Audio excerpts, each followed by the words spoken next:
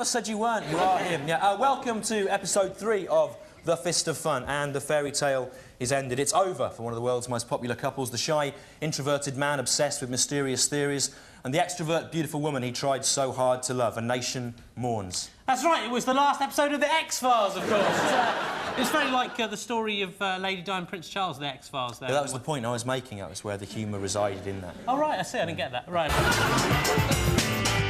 Fun. My name is Simon Quinlank, and I am angry. Stuart Leach from Glasgow has written to me after seeing me on my televisual appearances to claim that Simon Quinlank is just a jumped-up stamp collector. This is not true. It is not! For me, hobbies are only a way of filling up time, and they are not my entire life. Don't get me wrong. Hobbies aren't trivial. Hobbies are very, very, very important indeed. What you will need for today's hobby: a pen, a list of all the rolling stock in Great Britain today, a blindfold or some eyelids, a flask of weak lemon drink, a train spotter. The sad idiot. Listen, Alan, do you like train spotting? Yes, it is a good hobby. So, what if you are quite a cool, together person with a life like me and are not boring, which I am not, but still have a keen interest in trains and cataloguing their numbers in a book? Well then, this is the hobby for you. This hobby is called train ignoring. Go to a railway siding with your train spotter and wait! You might like to drink your weak lemon drink at this point, or you could save it until later.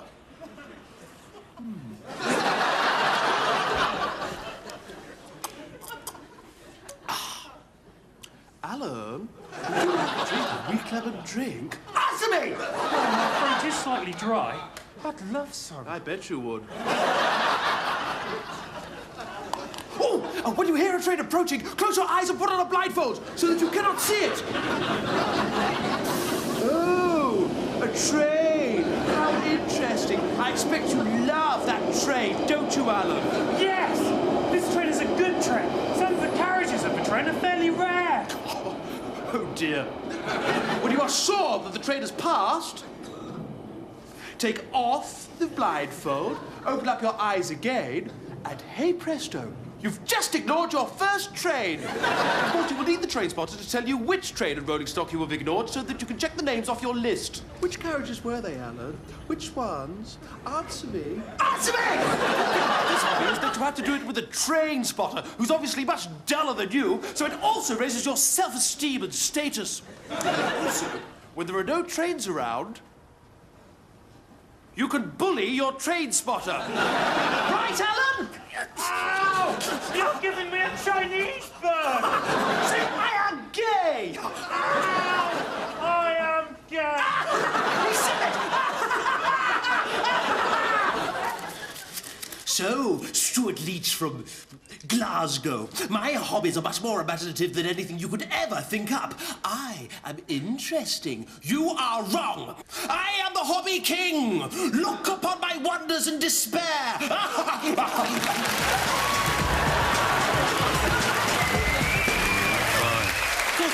The good thing about The X-Files being over for us is that there are now 9 million viewers out there who have an interest in seeing a programme about the paranormal, right? Presented by 2 people, right? One of whom is a bit grumpy and has brown hair.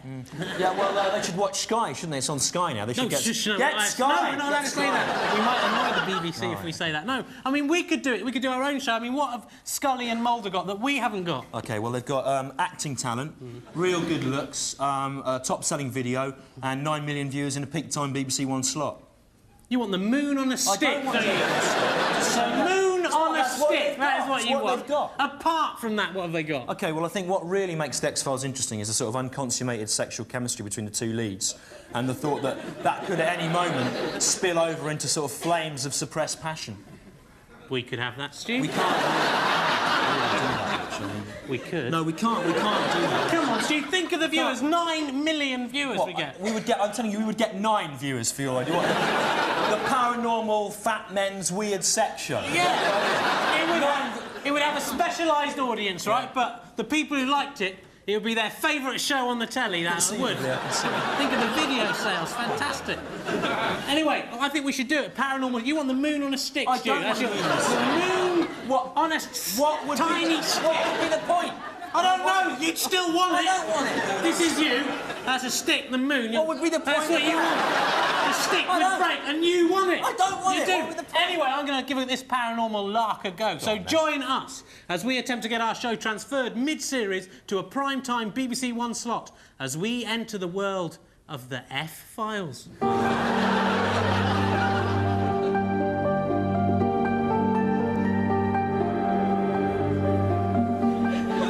You see what I did, Stu? I changed the X in X-Files to F. Yes, it was good. I enjoyed it. Thank you very much. I liked it too. Yeah.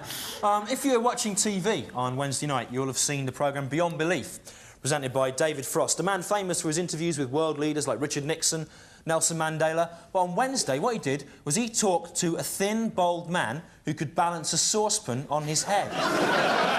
He didn't just balance a saucepan on his head, Stu. He did, Rich. He put a plate on his chest as well. And it didn't fall off immediately. Then it did. See who else was on it, though? Uri Geller came on, didn't he? Yeah. And he bent a spoon. Yeah. Again. I like to think that if I had sort of the mental power to alter the molecular structure of metals at will, I'd use it to sort of destroy nuclear weapons or help all the sick children. I think that making cutlery useless for its intended task would be quite low on the list of priorities for me, then. What we're going to do now is we're going to try and do what the Beyond Belief couldn't do in an hour and a half of tedious live television. We're going to take 7 minutes to ask the question, is magic real? And then answer, no, of course it isn't, you twat. Don't be so cynical. They laughed at the idea of Whisper Gold. Once upon a time, Stu, now look at them. Yeah. They've got caramel all over their faces. And magic is real, Stu. What about magic markers? They're magic, aren't they? Especially if you spend an afternoon in the multi-storey car park sniffing them, I tell you. To check that out, what we did was we sent the Fist of Fun camera, which you remember last week was in Shrewsbury. We sent it along the M54 there, up the M6, along the M62, then on the A64 through Tadcaster, up to York, to investigate the mysterious goings-on in that particular medieval historical gift-shop-stuffed city. Bootham Crescent, the home of York City Football Club. From the outside, it seems like the stadium of any football team in the lower reaches of the Football League. But according to local resident Michael Fox, pure evil lurks beneath the floodlights. For Michael believes that York City are magic. City are magic. Yes, the football team is just a front for what is the largest coven of witches, wizards and warlocks in Britain today. The team is building up a store of magic evil energy, which it plans to unleash on an unsuspecting world. It is my divine mission to warn the people of York before untold evil is launched upon their homes, families and faces. That is why I have been writing York City are magic everywhere I go. As a warning. They must be stopped. Of course, it's ridiculous, Sally. York City Football Club has been operating for over 80 years.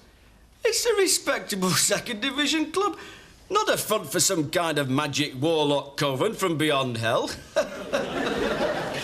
We use our magic only for good purpose. So you admit you are magic? Oh, yes, that's true enough, yes. But to play for York City, a player has to be magic in some way. Michael Fox is talking out of sour grapes, Sally. He applied for an apprenticeship here in 1986, but he wasn't even able to make a small squidgy ball appear to travel from one red plastic cup to another. That might be good enough for Halifax Town, but not for York City. Man's an ass. A jackass. No, not like that. Chuck that ball over here. Like this. With the face. The face. Run down the pitch 20 times and try again. In the 1983-84 season, look, York won Division 4 with record points. And in July 1984, barely 3 months after that success, the Lord showed his displeasure by sending a lightning bolt to destroy York Minster. A coincidence? I think not. It's match day, and York will need all the magic they can muster in their bottom-of-the-table clash against Hull City. And York's leading striker Murty on the ball now. Interesting move. Oh, what a lovely... But Hull taking advantage of the distraction. And it's a goal! 1-0. Hull on the attack again. But what is Keeley, the York keeper, up to now? Oh, beautiful bit of coordination there. Well, that's a new one on me. Oh, where has he gone? Well, how did he get up there? Brilliant. But Hull see the opening. 2-0. It's a York free kick. Will they try a set piece? Well, Pepper's levitating, whilst Ian Blackstone commands the wind and the rain to do his bidding. Lovely. Oh, but they've been dispossessed. York City are magic! Are magic! Are magic! Stop! You're travelling 2-0 down! Game's over. York lost 4-0. I'm with York striker Glenn Naylor. City might have won today. There'll come a day, and it'll be very soon, when the city of Hull, Swindon, Swansea, and all the others who laugh at us now will quake in their boots at the very sound of our name. Oh, the fools. Oh, stupid weak. No! Michael Fox is a nut Sally, a monkey nut. I worry about him. It would be terrible if his delusions got out of control and something terrible happened to him. Something awful. He's a danger to himself.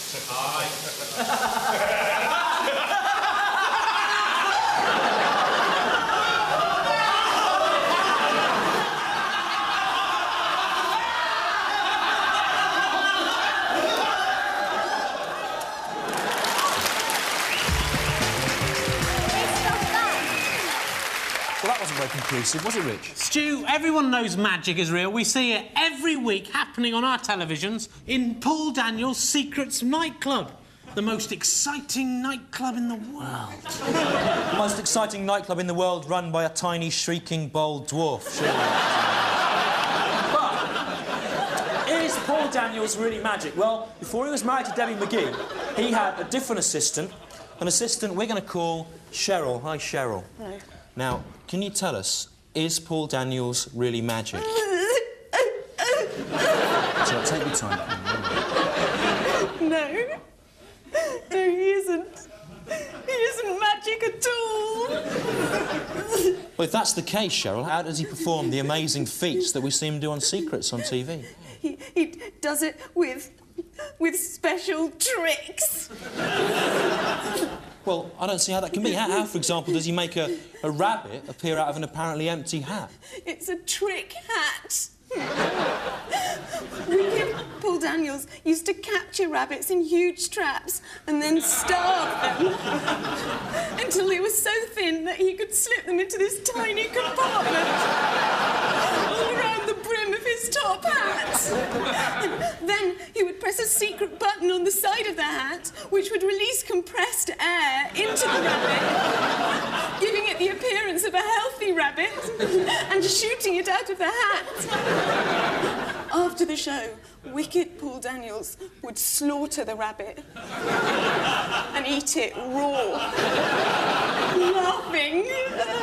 This is too much for you. You don't have to. You can stop. It's time the world knew. Well, look, most distressing of all for you, Cheryl, could you now tell us, how did wicked Paul Daniels make it appear that he had sawed you in half? He made it appear that he had sawed me in half by sawing me in half with a saw. Back in the cave where he kept me enchained between performances in only my pants, he said that he wouldn't feed me for a month if I failed to smile inanely throughout my ordeal, or if I shed so much as a drop of blood. Yeah, but after the trick was done, we always saw you walk away from the box. How can that be? Those weren't my real legs! He made it appear that he had put my legs back on by pressing a secret switch which stapled false rubber legs onto my torso. Rubber legs? Yes. Real realistic ones, admittedly, you know, made by the same people who make the false rubber arm for Rod Hull. Rod Hull has a false arm.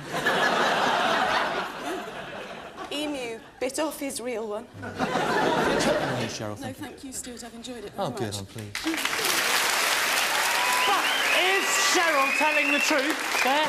Or is she just lying to impress the comedian Stuart Lee? Well, let's give the man a chance to answer one of those claims. Will you please welcome him? He's the star of Summertime Special. It's Rod Hull!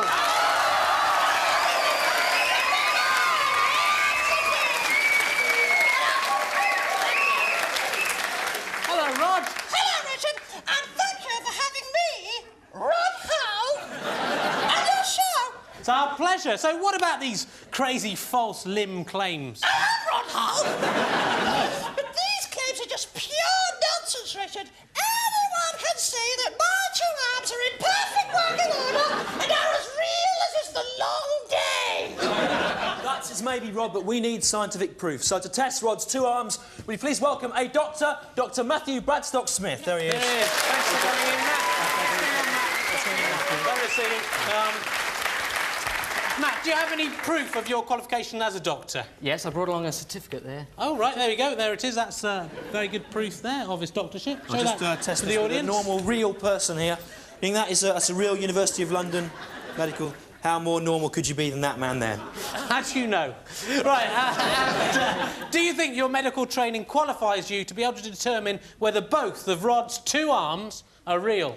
Yes, I'm certain it will, Rich. Yeah. OK. And, Rod, are you happy to have your two arms tested by a doctor? Of course I am. Why wouldn't I be? After all, I am Rod Hull. All right, OK, calm down, Matt. My BCG. Sorry. Dr. Bradstock-Smith, please go ahead and test him. OK. So what I've done is I brought a little pulse oximeter along with me tonight. If we can just pop this on your finger there, Rod. And we just see from that your pulse is 118 and your oxygen saturation is 97%. That's good. So I can conclusively say from that this is a real arm. See? Now let me test the second arm. Now, I have German measles in this arm. It's all right, okay, No, let me do the other arm.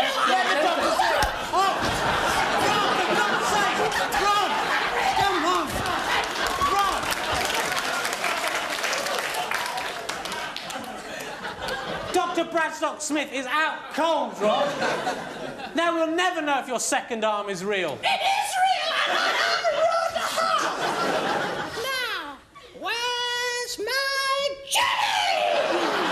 What? You've got a nerve asking for jelly the way you've behaved, knocking that... My jelly. All right. Come on, calm down, Rod. It's OK. Come on. I want my jelly. OK, it's coming. OK, all right, here it is. What is the meaning of this? When you booked me for the show, I asked for green-flavoured jelly. This is red flavour. I'm sorry they didn't have green, it's just red, all right? I think you will find the contract here in my pocket. I'll get that for you, Rod. I'll do it. It says here in the contract that you will be paid. I will be paid with a bowl of green jelly. Yeah, all right, Rob, but it also says in your contract that is dependent on you having your two arms scientifically tested, and you haven't done that. I don't care, it's red or nothing, do you understand? Red! What did you say? I'll have the red jelly. Now, we've got a spoon, but unfortunately Rich was doing a bit of a Yuri Geller. So I'll... No, it's all right. I don't need it.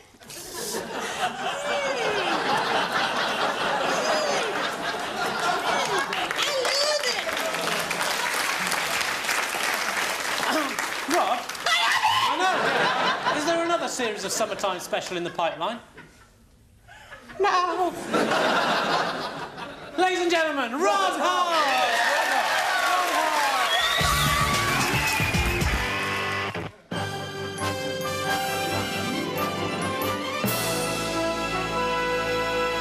So this guy, he come to see us. This guy's some faggoty art school guy. He said he had an idea for a movie, and it was called Reservoir Dogs. It's about some dogs, pack of dogs. They live by a reservoir. Lake, something. I suspect we never read it. We never read it. But we said we like this idea. We love this idea. It's going to be a hit, man. There's a couple of little changes we have to make. Tiny changes, minor First of all, we call it Reservoir Dogs. No one likes dogs. No one likes dogs. What do people like? They like cats. They like cats. We're going to People change love those cats. dogs. Pack of dogs, we change it to cats. They hate dogs, they love cats. And a reservoir? No one cares about reservoirs. Oh, Joe Schmo, he may use water every day. He don't care where it comes from. He don't care where it comes from. That's what I say. We changed that. We changed that to an alleyway. An alleyway. People love alleyways. They hate reservoirs. Everyone knows an alleyway. That's where they live. They live there. We don't call it reservoir dogs. No.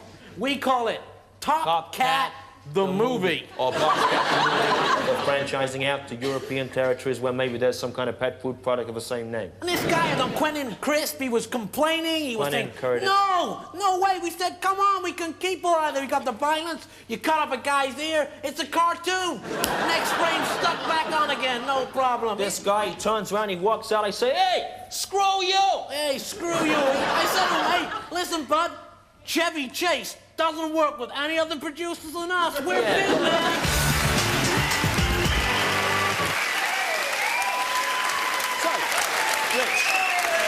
What has caught your topical news-based humour satirical eye this week? This one here, Stu. Yes, you know It's been full well. filled with satire this week, and yesterday, on Thursday, I noticed it was Leap Year Thursday. Oh, well done for noticing Thank you very much. Yeah. I love it. It's great. It's the one day when the government rewards us for the previous 4 years' hard work by giving us an extra day for free in our lives. It's great. Thanks, John Majors. You're great. What did you do with your extra free day of life? Well, nothing. I prefer to sort of keep my extra day and set it off against all the days of my life that are being deducted for excessive smoking and drinking. That's an abuse of the system, Stu. It's people like you who are going to make John Majors take away that extra day. Care. And it's honest people like me who'll suffer. I don't care. I hate society.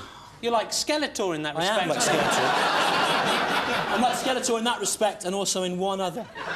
I love February the 29th, though. It's sort of one day that women get to ask men to marry them. And so they can experience the humiliation and rejection that men have every other day of their lives. Now, what you've done there, Rich, is you've confused men as a group with you as an individual. Yes. That's what you do. Yeah, right? you're right, that's what I do. And also, if you're going to just run around asking complete strangers to marry you all the time, you're going to have to expect a few knockbacks, aren't you? The way I look at it, Stu, is if you throw enough shit at a wall, something's going to stick, isn't it? To the wall. What a romantic thought that is, Rich. In the future, when you're watching this back with your future wife, she's going to be delighted at your romantic fancy there.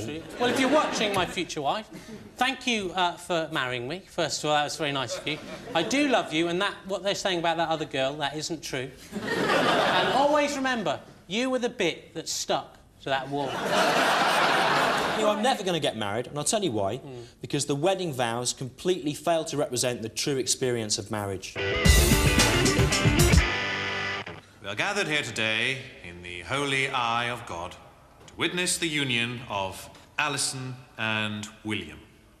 And as they join their promising young lives together, I'd like to take this opportunity to explain some of the complex mystical symbolism of the wedding service. Alison, your wedding dress symbolizes your youth and purity. Your veil is there to hide your future lies and betrayals. For like Eve, all womankind before you, ye are false. For I am but a whore of falsehood, defiling God's house with my woman's stink. William, the grey suit symbolizes the greyness of your future life. Yes. Trapped within the miserable bonds of matrimony. I am but a rat in a trap, looking with yearnful heart at the beautiful things I can no longer have. For always. And the top hat? The top hat is God in outer space, above your heads, looking down upon your doings and laughing at you, for you have confused a biological imperative with a false romantic conceit. Yea, my confusion is an delight unto the Lord. The charming, besuited page boys symbolize the squirming, wriggling, piss-filled brood of smut-faced, puking infants waiting to spring forth from your sagging bodies and suck you dry for 30 years. For, as I said before, I am a perverse whore. Bring ye forth the ring that shall wed ye. And what doth the ring symbolise, O wise servant of God? The ring? The ring symbolises a ring. Women like rings, William. My own wife has 4 or 5.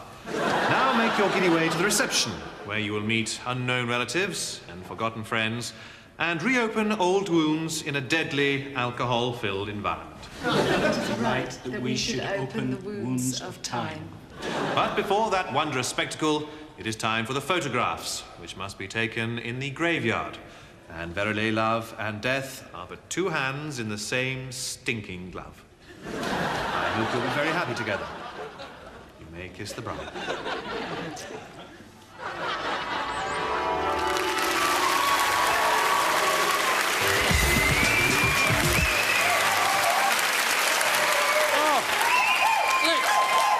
He's out cold still, Rod. I know you're going to get into a lot of trouble about this. You'll end up in prison like Jarvis Cocker. Wait a minute. I know what may bring him succor. Some of my lovely cool jelly! That jelly clearly has no medicinal properties whatsoever. Look at him. Poor wasted jelly. I know what we need to wake him up is something like smelling salts, but there's nothing in this studio that smells like that. What could possibly have enough of a smell to wake up a man who's been knocked out? I just got no idea. What smells that?